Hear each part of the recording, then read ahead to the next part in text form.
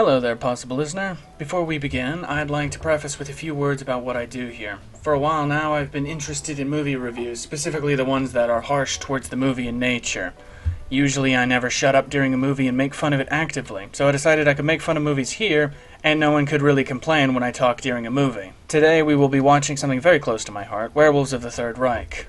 Just kidding. I found it collecting dust in a Dollar Tree. Werewolves are a lot like zombies, I feel, and kind of just pop up in many of the films I've seen around, and I will admit I'm a bit biased here because I've always liked werewolves. At this point, I'd like to mention the werewolf in the room. I'm not gonna say what these guys are. You know what they are, and I'd like this video to be generally less restricted than it'll already be. Maybe we can call them something else. How about bad guys? Yeah, that's clever. The movie starts off with our main protagonist sitting in a bar getting looks from the bartender. This man is Mad Dog and will soon learn why he's here. Someone else enters in a hurry and his name is going to be Sweaty Guy because I wasn't in the mood to Google that. He calls Mad Dog, and that's when Mad Dog gets upset. You don't have permission to leave the base, Mad Dog. Don't call me Mad Dog. Sweaty Guy says Mad Dog again and is warned not to do it again. What the fuck were you thinking, Mad Dog? That's fucking twice you called me Mad Dog, boy. There won't be a third time, you understand? Sweaty Guy is worried that their cover will be blown because Mad Dog wants some Mad Dog, probably. Mad Dog is certain that there are no bad guys here. The bad guy makes his way to the bar and buys some water. Ein Wasser bitte.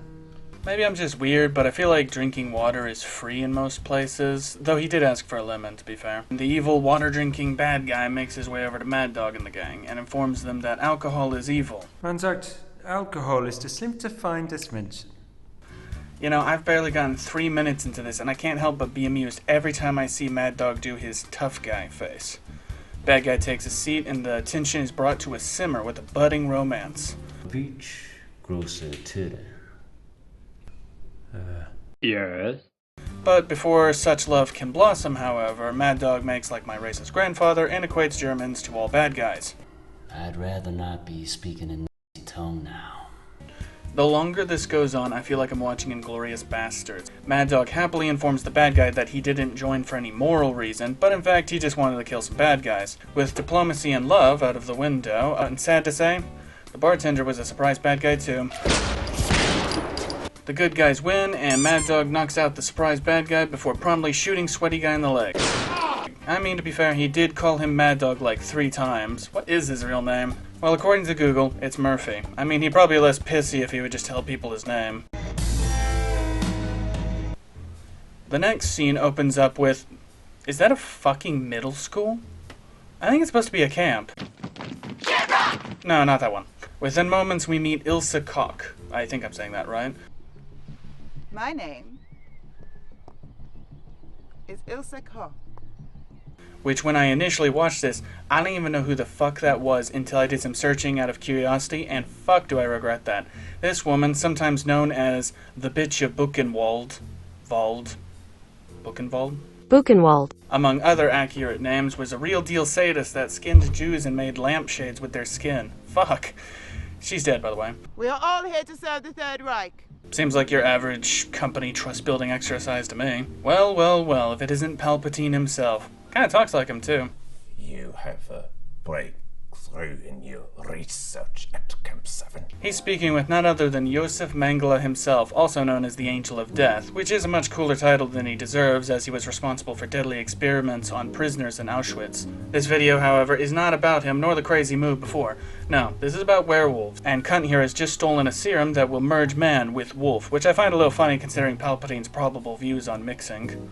We are granted a flashback as to how they obtained the serum via this guy, and his name is Officer Hess, who has this really weird face that he does throughout the film off and on. Hess gets the serum, and despite having already succeeded, Hess rolls a nat 20 on his intimidation check and gets the creator of the serum to game mint himself with a Fisher-Price Luger. Guess they don't want any American werewolves next. Now that would have been a very interesting addition to Operation Paperclip. Back to Palpatine, who seems pretty pleased about all this. That, Joseph, is good news. And it was at this point I looked it up, and I'll be damned, he actually had Parkinson's, which is a weirdly good attention to detail in this film. We are introduced to this guy by the name of Private Kane, and he is being yelled at by a man in what looks to be a local city park. This man is a sergeant, and I'll be calling him Asshole. He is upset that Kane attempting to desert implies that soldiers that desert are gay. Any man who doesn't want to fight for God and country's a goddamn rope wrangler. Well, I guess I'm a rope wrangler myself. You look like a man who'd suck a guy's dick but wouldn't bother to cradle the balls as he worked the shaft. Hey, I've seen Full Metal Jacket too, no way. I'll bet you're the kind of guy that would fuck a person in the ass and not even have the goddamn common courtesy to give him a reach around. I'll be watching you. Kane implies that Asshole himself is quite gay. You know, Sarge, I can't help but notice. You mention dick and ass a lot. What a man does in the privacy of his own bedroom, that's none of my business. Don't ask, don't tell. You know what I'm saying? Pretty sure Don't Ask, Don't Tell wasn't around at this time, but I doubt at this point there's any real history to be gleaned from here. Kane knocks out Asshole before he belts out another movie reference, and we are all glad to see that. I guess I'll be going home now, huh? Alright, I tried to ignore it. What is this accent? He sounds like a southerner, but I'm pretty sure we learn he's from Philadelphia. Where are you from, Private? Philadelphia. Now let's take a moment to appreciate his tough guy face before moving on. We cut to a truck in the middle of fucking nowhere, and this guy's been informed by the director that they can't smoke inside the rental truck, and he is the driver of said truck. Mad Dog and the other guy I forgot to mention back in the bar scene have also been arrested, probably for kneecapping Sweaty Guy.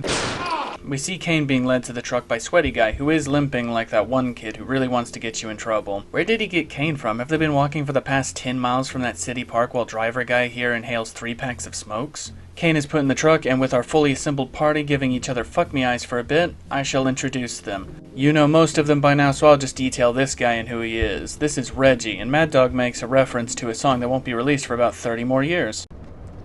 Reckless Reggie Brown, the meanest, baddest man in the whole damn town.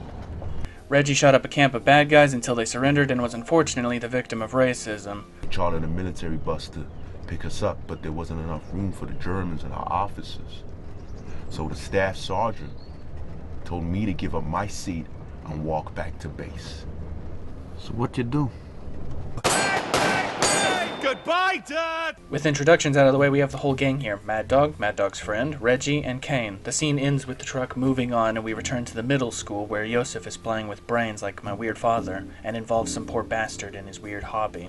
Oh, also I forgot to mention this guy. He was there with Hess during the serum steal. This is Officer Becker, and he's important, so try to remember him. Why are brains involved? Thought they had the serum that just kind of made you turn into a wolf. Back to the truck, where they are held up by your average RPG roadblock, and sadly none of them thought to get a Pokemon with cut available. Driver guy has the right idea and makes the Scooby Gang clear it out. Hey, give me the keys for them. Hate to watch you go, love to watch you leave. Mad Dog and Reggie are both one with the Force, or at the very least common sense, and detect an ambush. No, I ain't blind. You must be if you can't see me being ambushed.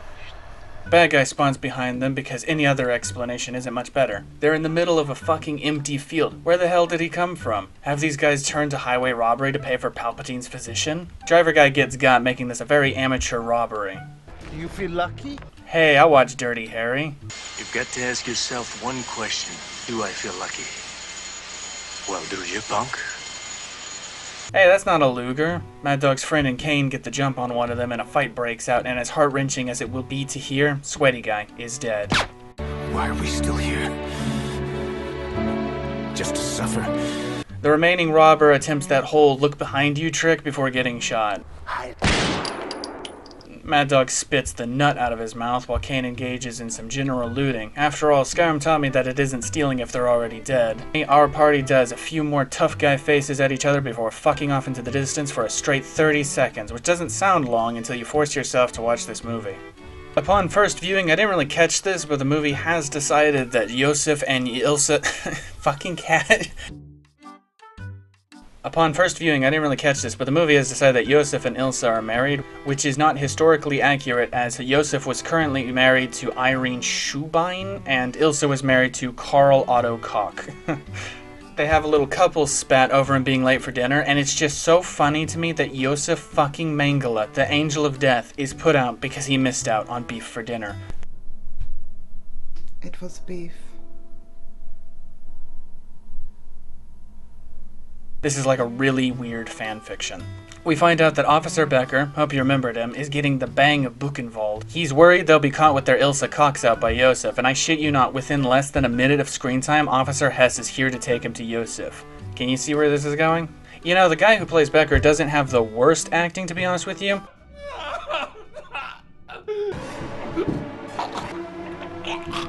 And finally, 66 minutes into this 94-minute movie, we have a werewolf. Sick mutton chops, bro. Okay, come on, they don't look that bad. Even though Yosef turned her boyfriend into a half-orc, they still share the same bed, which was probably preceded by a very strange conversation, if any at all. Ilsa sneaks out and shoots up some of that sick werewolf Kool-Aid, thus completing this stupid Romeo and Juliet plotline for the time being. We are now on the final chapter, and a welcome chapter it is. We return to Mad Dog and friends, still continuing that shot from earlier when they roll up on the middle school, and since they have basically fuck and all to do, they attack it. Thankfully, most of the bad guys are at a really fun pizza party, but no one invited Fred the door guard, and even stole his belt. Fred falls for the whistling trick somehow and gets slapped by Mad Dog's friend, only adding to Fred's growing resentment of missing out on the pizza party. Yosef somehow hears this slap, outside, provoking Hess to do the face again before getting other soldiers, right? No. Fred is on his own, I'm afraid. Oh fuck, he's got a butter knife. You better get out of there, Fred. Well, shit. Anyway, the gang splits up to search for Scooby clues and people to kill. Reggie finds Hess prompting the best face in this movie so far before they have a little cat and mouse throughout the school, while Mad Dog gets the drop on Yosef. I like to see the whites of his eyes real close up. I gotta smell that fear. See that fear. Jesus, dude, which one's the sicko?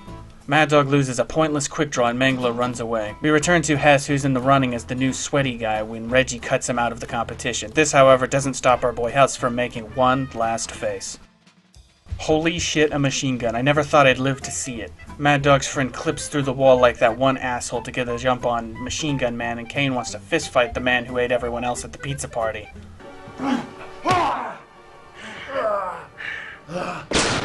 Dude, red card. Mangla's still running with Mad Dog in hot pursuit. He runs into a shitty enemy spawn placement and... well, I'll let Mad Dog say it. Hell, that could be the slogan for this entire film. Mangla is attacked by what can only be described as a were-chihuahua before being bit and running away, leaving Mad Dog to fight a most epic battle.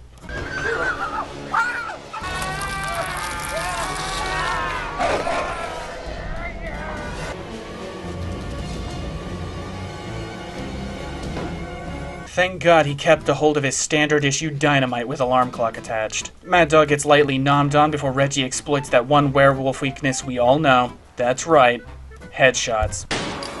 Mad Dog saves Reggie from surprisingly the least aggressive chihuahua I've ever seen. And there you have it. The dangerous beasts were in the fight for about 1 minute and 21 seconds. That's about 1.43% of this movie's runtime. The gang flee the building before the school is blown to pieces. I'll bet you thought this was over. I sure hoped so.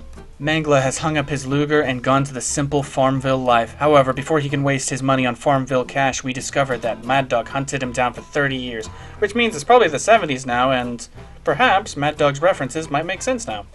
At least one of them, anyway.